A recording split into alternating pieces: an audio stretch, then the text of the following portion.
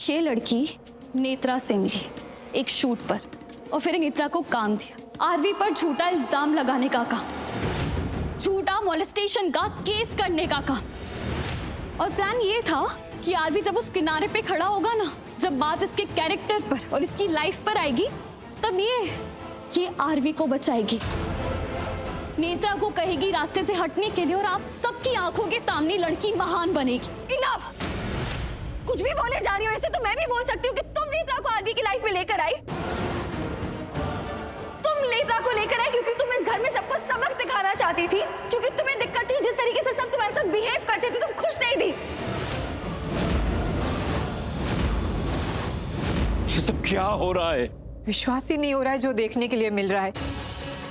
विश्वास तो मुझे भी नहीं हुआ था इस तरह का भी कोई इंसान हो सकता है जो इतना नीचे गिर सकता है। जहां पूरा परिवार इसे प्यार दे रहा था, विश्वास कर रहा था, उन्हीं के साथ विश्वासघात कर रही थी लड़की। तुम ये बकवास पे बकवास किए जा रही हो, कुछ भी बोले जा रही हो, हम सब सुनते रहे।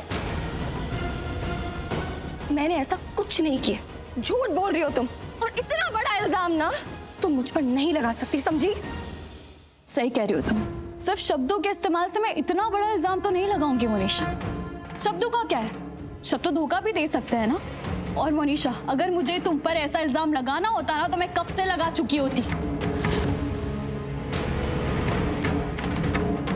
चैलेंज दिया था ना मुझे कि कोई मुझ पर विश्वास नहीं करेगा। मैंने पता है क्या किया, तुम्हारा ये चैलेंज एक्सेप्ट किया और फिर तुम पे इल्जाम लगाया। पता है क्यों? क्योंकि मेरे पास सबूत है।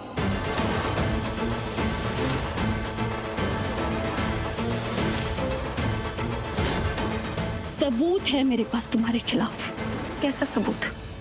जो मैं बोल रही हूं उसका सच होने का सबूत।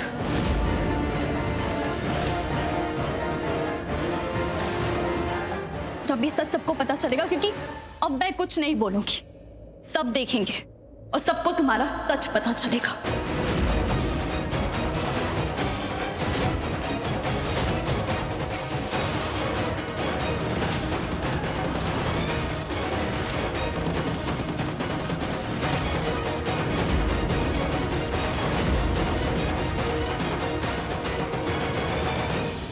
पता नहीं इसके पास क्या सबूत है, इस मौन का सच सबके सामने ना आए, वरना।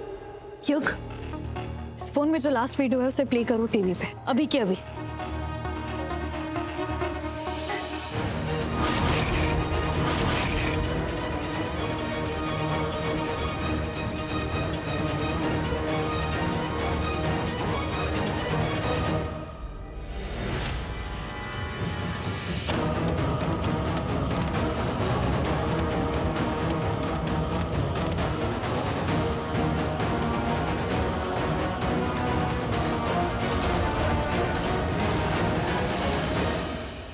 तो बताओ सबको, तुम नेत्रा को जानते हो?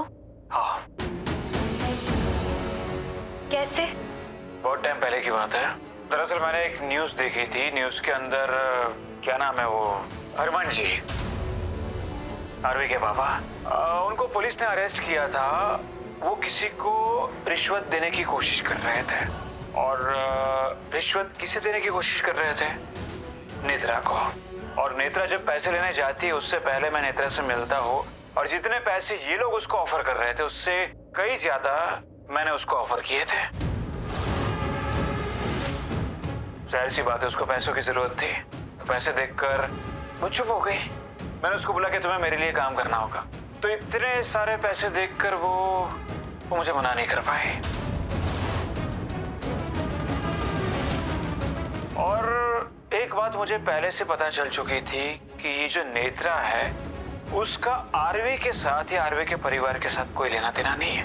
ये किसी के कहने पर ये सब कर रही है। और किसके कहने पर? मोनिशा के कहने पर। और सबसे बड़ी बात यह है कि नेत्रा मोनिशा के लिए काम करती थी।